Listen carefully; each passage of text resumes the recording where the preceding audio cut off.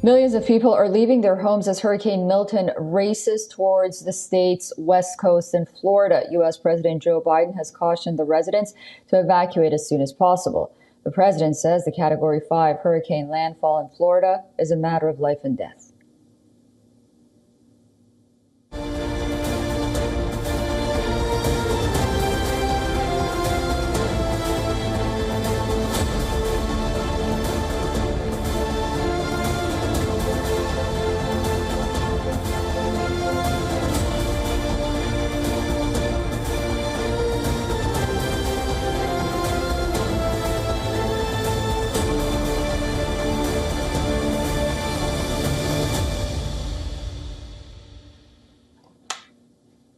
The National Oceanic and Atmospheric Association sent hurricane hunters who flew their planes called Miss Piggy through Hurricane Milton over the Gulf of Mexico. The hunters made it through major turbulence to collect important data on the storm within the past 24 hours. Milton has strengthened from Category 1 to Category 5.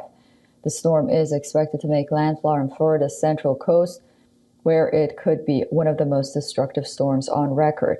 U.S. Weather Office predicted that its eye wall could come ashore in Tampa area.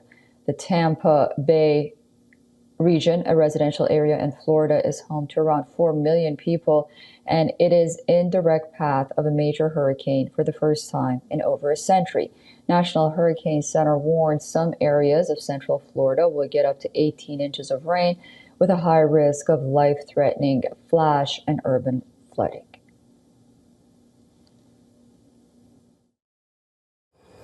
If you can leave, leave. Please, just go. Find a shelter, a neighbor, somebody. Go inland if nothing else. You know, just get out of Tampa. Try to get out of Tampa. Well, we were ordered to evacuate.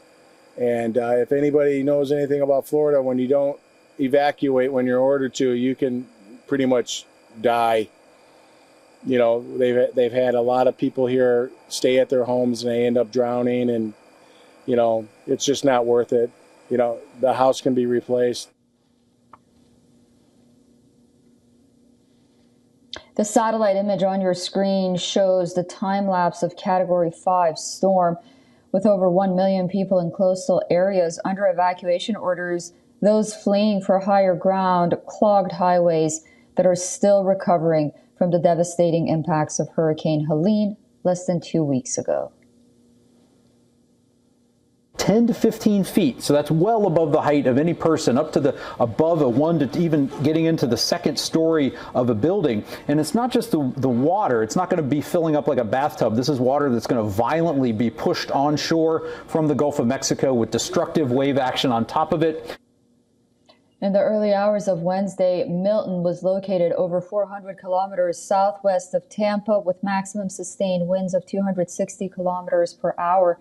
U.S. President Joe Biden has postponed his upcoming trip to Germany and Angola to handle preparations for Hurricane Milton and relief efforts after Hurricane Helene. All right, for more on this, we are now being joined by our guest, Peter Kalmus, who is climate scientist at NASA's Jet Propulsion Laboratory. Thank you so much for joining us on WION. The question many are asking internationally, at least, is how serious is Milton on the one hand, and on the other hand, can you explain why officials are calling for mass evacuations? And how is that going? Does everyone have a place to evacuate to? Yeah, so I'm speaking on my own behalf. So, I mean, obviously, this is projected to be one of the most damaging storms ever. So that's why people are being asked to evacuate. I'm sure a lot of people don't have a good place to evacuate. I want to make very clear that these superstorms are caused by the fossil fuel industry. They should probably be named after the fossil fuel industry at this point. They shouldn't be called Hurricane Milton. It should be called Hurricane Exxon or Hurricane Chevron, or maybe named after the CEOs of those corporations who have been lying, spreading disinformation in a very systematic way for decades to block action on climate change. So maybe Hurricane Darren Woods or Hurricane Michael Worth. So I'm furious that like climate scientists have been saying that this would happen. They've been saying that heat waves will get worse. They've been saying that crops will start to fail. We're starting to see all of this happening.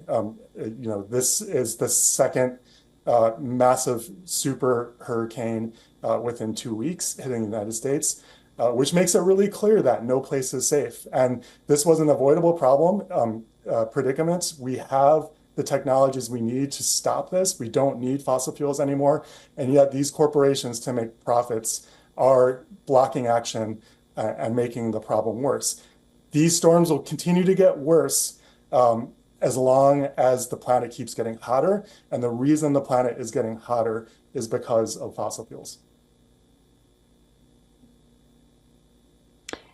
And do you think the government is taking these issues that you mentioned seriously, with the Biden administration and FEMA under heavy criticism on what they're doing prior to these storms, and then also what they're doing after these storms? One thing is about the weather, another thing is about preparation and the aftermath. So what is making these storms so ferocious? Yeah, so it's just global overheating. The planet is getting hotter every single day. It's caused by fossil fuels. Every day we burn fossil fuels, the planet gets a little bit hotter. This makes the water in the Gulf of Mexico and the oceans around the world hotter. That's what fuels the rapid intensification of these storms. And a hotter atmosphere holds more moisture.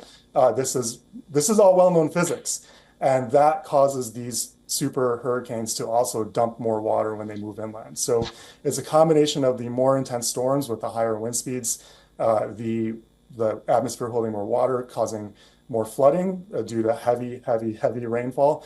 And that's why we're seeing these sorts of superstorms. And again, they will continue to get worse.